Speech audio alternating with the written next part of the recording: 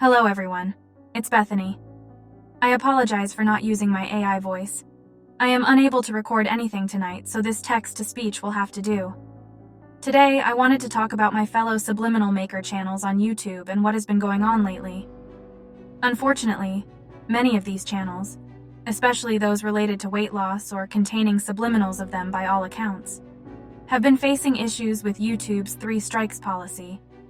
Their offending videos are all receiving strikes and triggering the automatic termination of their channels. Cheese's Subliminals is one of the victims, and I do not remember her channel dealing with weight loss much at all. This would seem to put all of us in jeopardy, so I would like to point out a few things. It seems YouTube's policy has removed channels under new rules that will target things as featuring or promoting anything that could be harmful to oneself. Now, while it's essential to prioritize user safety, and I totally get that, let's examine the arguments against this approach. My first point is that harmful subliminals are the exception, not the rule. It's crucial to acknowledge that subliminals are only potentially harmful if they contain negative affirmations that encourage self-harm, or if the listener's mental health is vulnerable. The majority of subliminal content promotes positivity and self-improvement, aiming to enhance confidence and motivation. My channel, for instance, is about primarily attempting to make people realize that they themselves have the power to change their world and themselves. I can't think of a more positive attitude about life than that.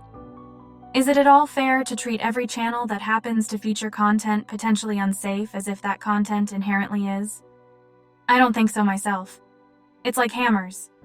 We all know how it's intended to be used, but someone can choose to use the hammer inappropriately with dire consequences.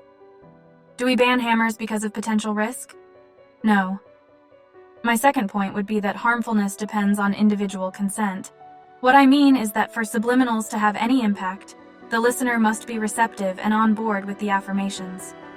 A sound-minded individual will not be negatively affected by subliminals, as their conscious mind has the power to reject or accept the suggestions presented by the subliminal audio. A subliminal maker with ill intent could put the most horrendous things in affirmations, but your conscious mind must be on board with it too, in order for you to act on it. We aren't like computers that follow instructions programmed into us.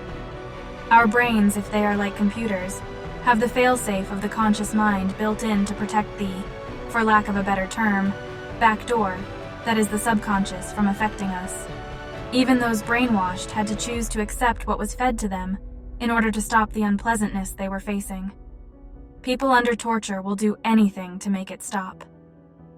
My third argument: the conscious mind supersedes subconscious.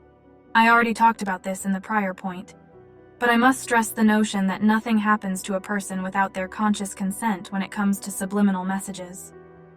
A person can be fed a message over and over, but they must make the conscious decision to be on board with that message. In other words, subliminal messages may influence the subconscious, but ultimately, the conscious mind is the driving force behind a person's actions. This is why when people choose to not believe a subliminal can work for them, it stops working if it even does. Which brings me to my final argument. Let's talk about the placebo effect, and how it is very similar to subliminals. Some argue that there is no scientific evidence to prove that subliminals work. However, we must consider the placebo effect, a well-documented phenomenon in medical research. The placebo effect shows that the power of belief alone can produce real effects. For example, patients taking sugar pills often report improvements in their conditions because they believe they are receiving medication. This parallels the potential impact of subliminals, as the power of belief can manifest change. I know of many people claiming these subliminals, and many others from many channels have worked for them. But it was because they used a tool and believed it would. They carried a positive attitude and succeeded in their betterment. In conclusion, while some view subliminals as mere entertainment or role-playing, others claim they have helped them achieve positive results.